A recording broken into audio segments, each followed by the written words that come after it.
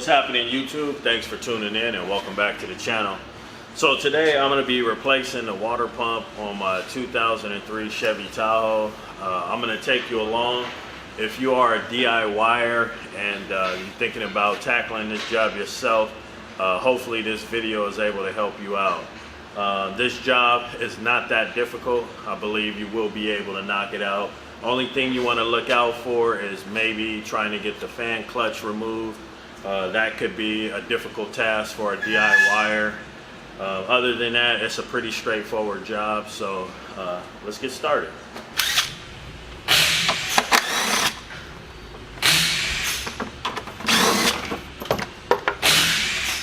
Before I get too far ahead, I'm going to go ahead and disconnect the negative battery. So you always want to put the vehicle asleep before you do any type of major work to the vehicle, even minor work to the vehicle. It's just a good idea.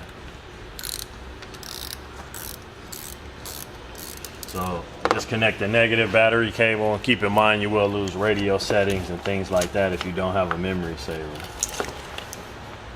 So FYI, not on this particular vehicle, but on other vehicles you can lose the idle by disconnecting the negative battery. So having a memory saver is a good idea if you work on cars. Otherwise, you'd have to do a whole idle relearn process.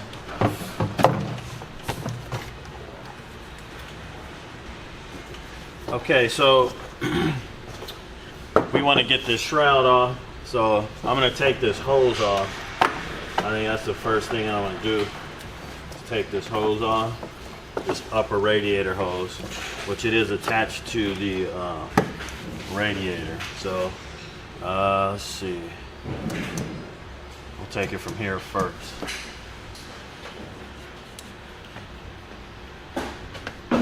So put something underneath to catch the coolant, the catch pan under there. I mean, you're doing a water pump job, so you're gonna lose a lot of water.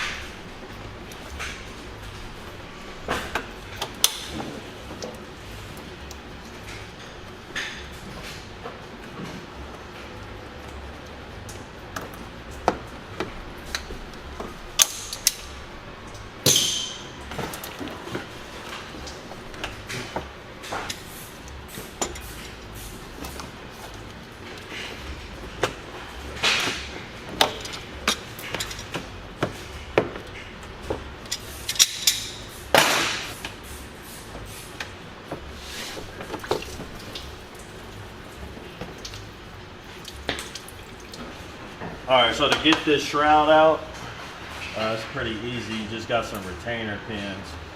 You could use a trim tool like this to pop the retainers out. If not, you could just use a flathead screwdriver. Maybe a little more effort involved, but you'll still get them up and out. So you want to pop all of these retainers out of the upper shroud. So for you DIYers out there, what you're gonna do is basically pop up this retaining pin and pull it out. Once you pull it up and out, then this is pretty flimsy, and you can pull it up out of the hole. So when you push this back in, that's what locks it when it expands this bottom piece. So for you DIYers out there, that's how you get those clips out. Then you want to buzz these two bolts out.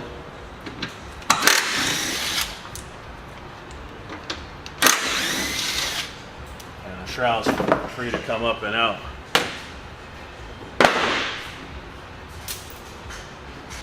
All right, so now we're at the part that could be challenging for a DIYer.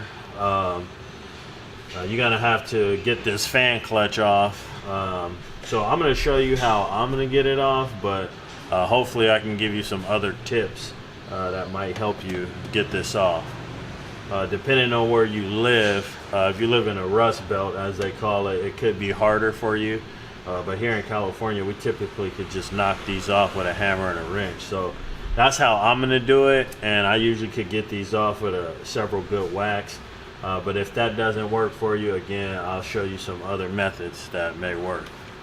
All right, so I'll give you a close-up on the nut, but it is a 36 millimeter. I have this fan clutch tool that I'm going to use to go on the nut right here. All right, but as you can see, this is a 36 millimeter wrench, and as you can see, that also fits on there. All right, so it is a 36 millimeter nut. It's not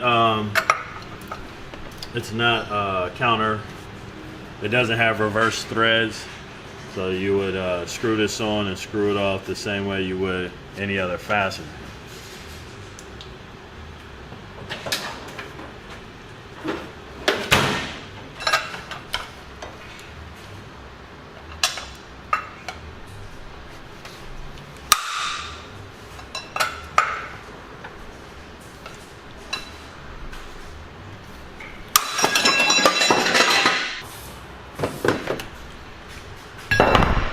All right, so that's one way to do it.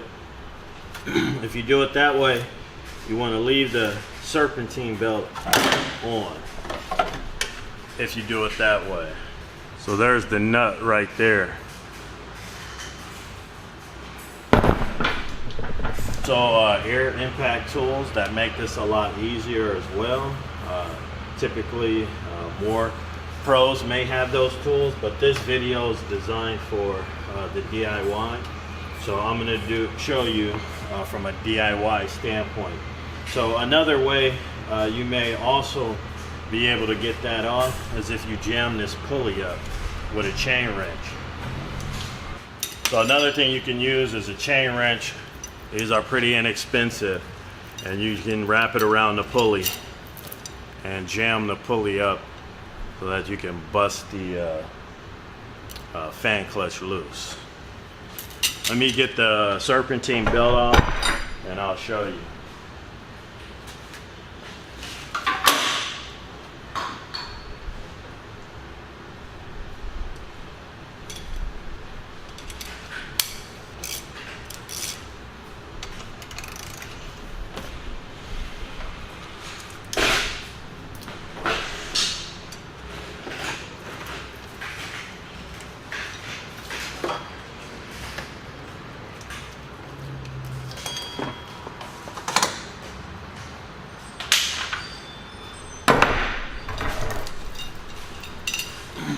So you would take the serpentine belt out, get this around the fan clutch and fan, take this chain wrench, and these are fairly inexpensive. If you work on cars, it'd be a good idea to have one. And just like that, you could jam this pulley up while then using the other wrench to bust it free. All right, so that's another method you can use.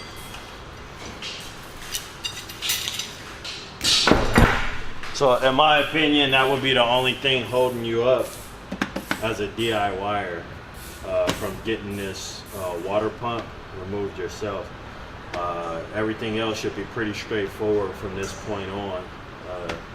At this point, you just want to remove all the fasteners that hold the water pump to the engine block. So at this point, let's start getting this water pump out.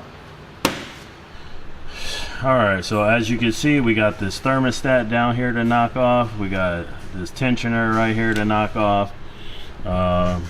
Looks like we're going to have to pull this idler off right here. And that should be it for the most part. Of course, there's a couple of hoses back here, and of course the lower radiator hose to get this water pump off. So it doesn't look like you need to remove this power steering and alternator bracket. Looks like you could pull it out without having to remove that. So as you can see there along the water pump, looks like it should clear that power steering pump and the alternator bracket, so that shouldn't be an issue.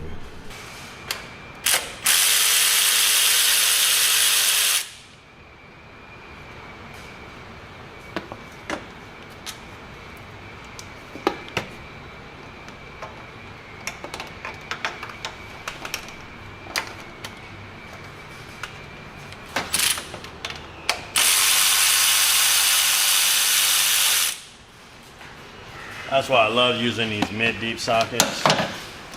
You just work with them all the time. You end up getting clearance on things you didn't even really realize you needed. It just really cuts time in half. I love wrenching with mid-size sockets.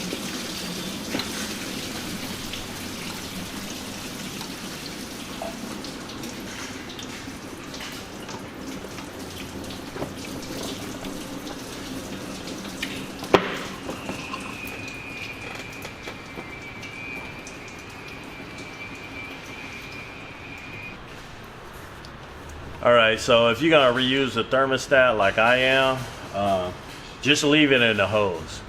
So you don't have to try to manhandle this thermostat to come out of here, because it may be kind of tough to get it out. So just leave it in there and just change the O-ring. That's what I would recommend. If you are going to replace it, I always recommend to replace thermostats with an OE thermostat. I don't really have good success using aftermarkets. So if you're going to replace it, get a genuine GM thermostat or an AC Delco. Alright, so next I'm going to get the hoses off the side of the water pump.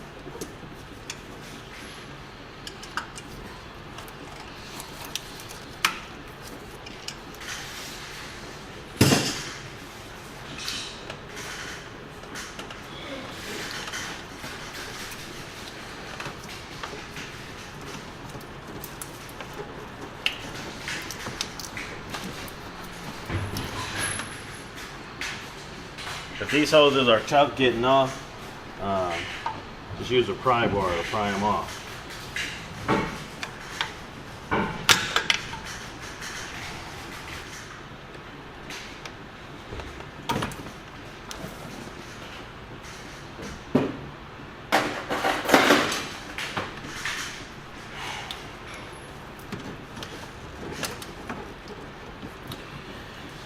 Okay, so we got the hoses out of our way. We'll go ahead and get the idler and the thermostat, or the tensioner pulley.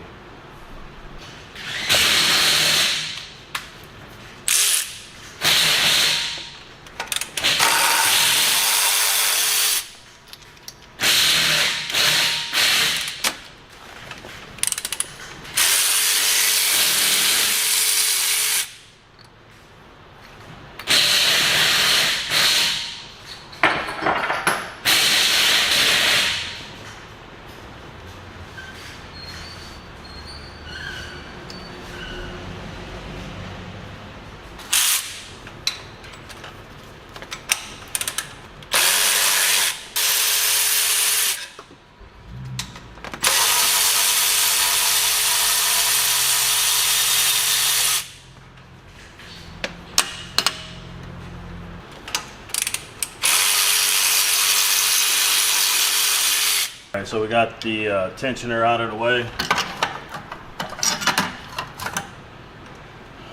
I don't think there's nothing else in the way. We could just unbolt the water pump at this point.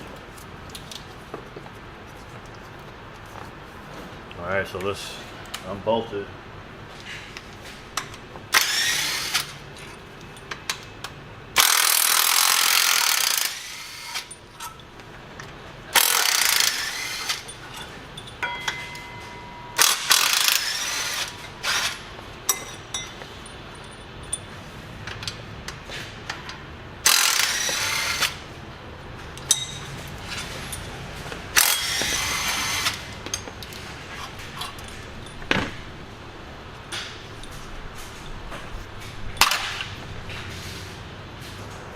It's feeling around for any other bolts. I think that might be it.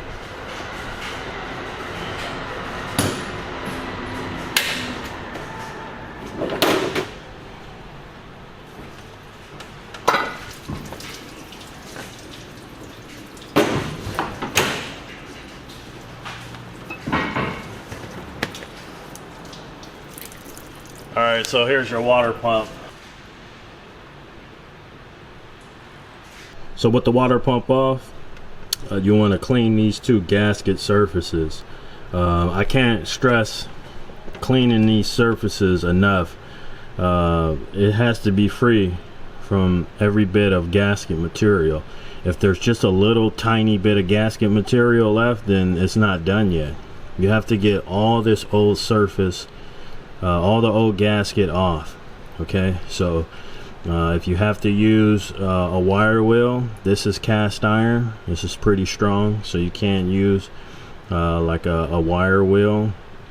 You want to use like a brass wire wheel. You don't want to use nothing too aggressive, but you definitely want to get all of this gasket surface cleaned up before you slap the new gasket on.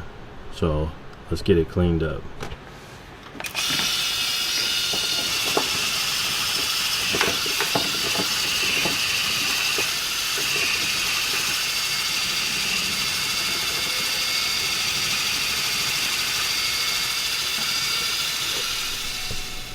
So this is how it should look before you get your new water pump on there.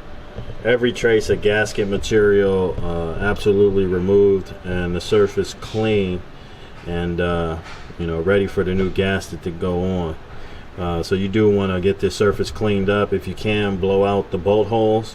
If you're doing this in a garage or something, you can get some compressed air in a can that's used to clean keyboards with, and blow out those bolt holes. That's pretty important to get those bolt holes cleaned out.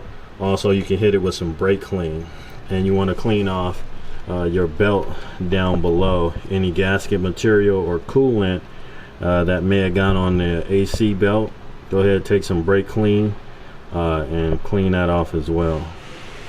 Alright, so the next thing I'm going to do is take this O-ring off of the thermostat. There's a new one that came in the water pump.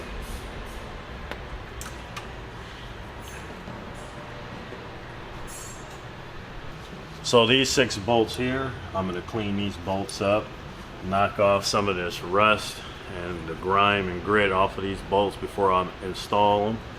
They go inside the block. So these are the main bolts that bolt the water pump to the block. So I'm going to run these over to the wire wheel and clean them up. Well, as you can see, I got all the hardware cleaned up, so I'm ready to install a water pump. I'm going to go ahead and coat some gray RTV over it.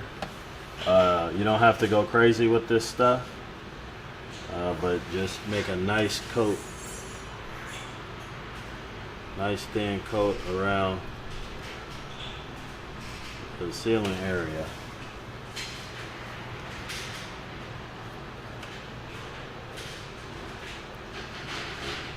So can you do this without using silicone? I wouldn't advise it. I would use silicone on this.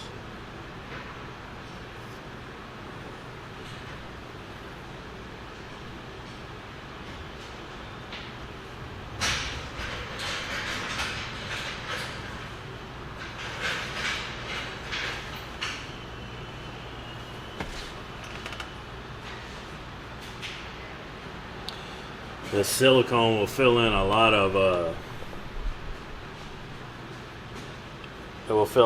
of imperfections along the sealing surface. And as we know, water will pretty much fit through anything if you put pressure behind it. So you'll fill in any of these imperfections.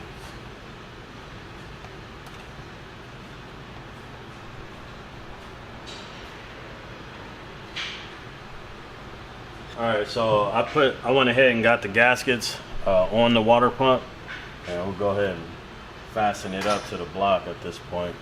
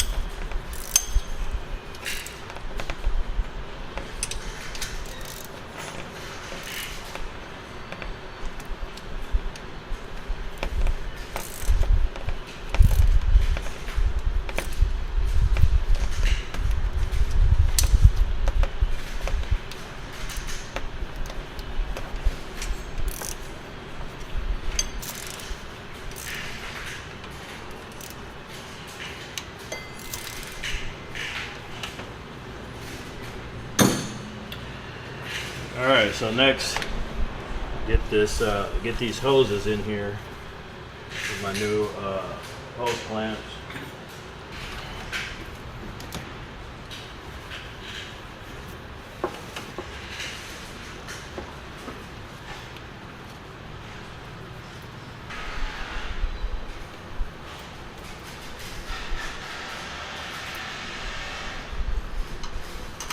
Ratchets 101.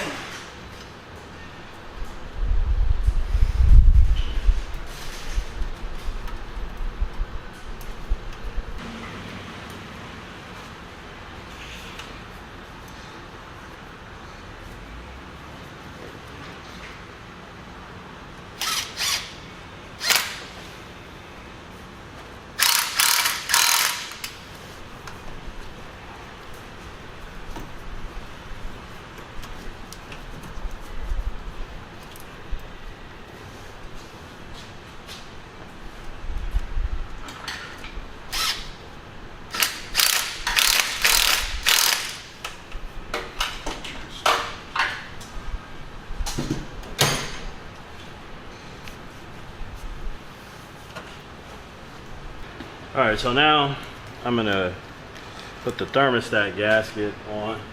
The water pump actually came with some gaskets. So we have this style right here to go around the whole housing, or we have an O-ring. I'm gonna see how well this O-ring fits, because that's what we took off.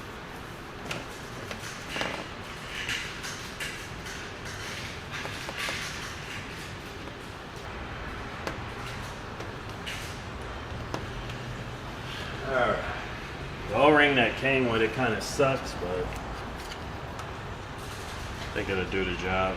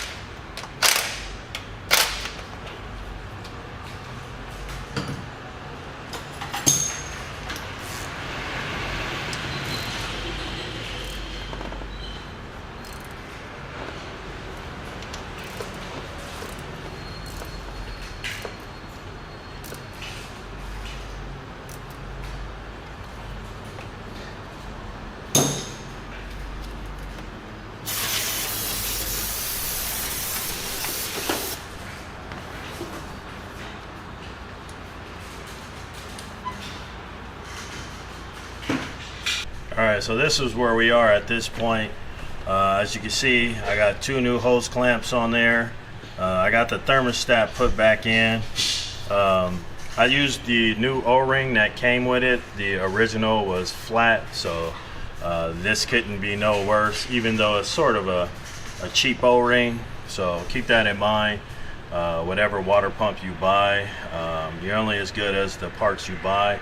This water pump is an aftermarket O'Reilly's pump, so hopefully I don't have a problem with it.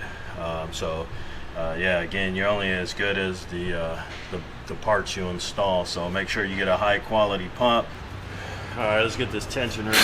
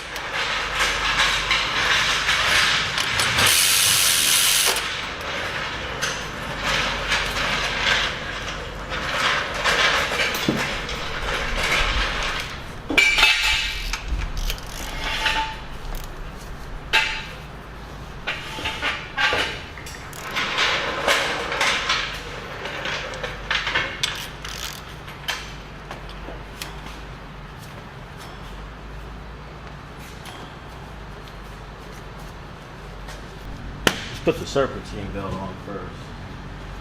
And if you got any coolant on it, make sure you clean it off or it will squill.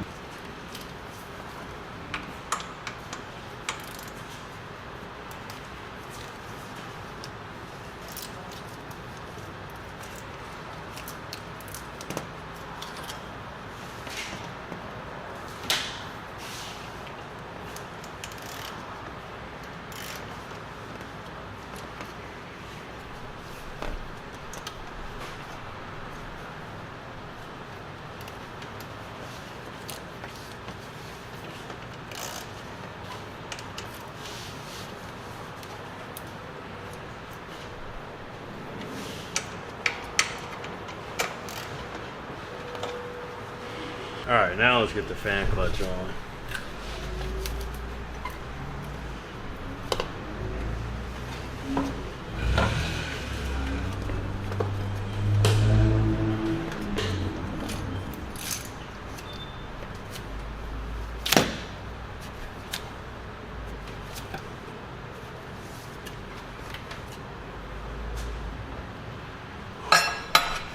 All right, same way I took it off, same way I'm gonna tighten it back up.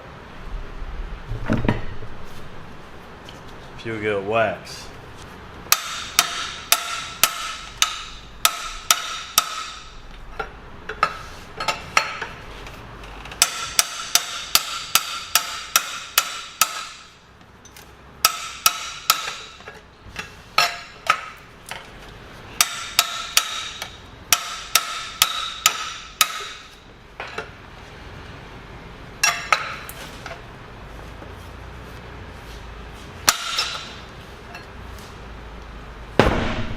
So again, if you don't feel comfortable doing it that way, they do sell fan clutch kits, tool kits to remove these and install them. I recommend you buy one if you don't feel comfortable doing it the way I did.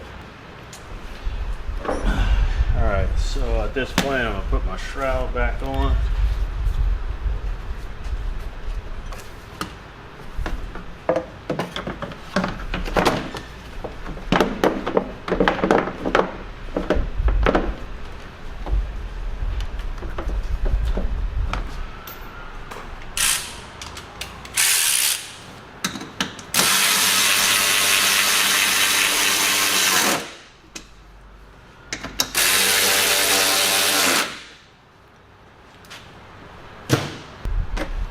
Alright, so on this upper radiator hose, I'm going to get rid of these spring clamps as they suck.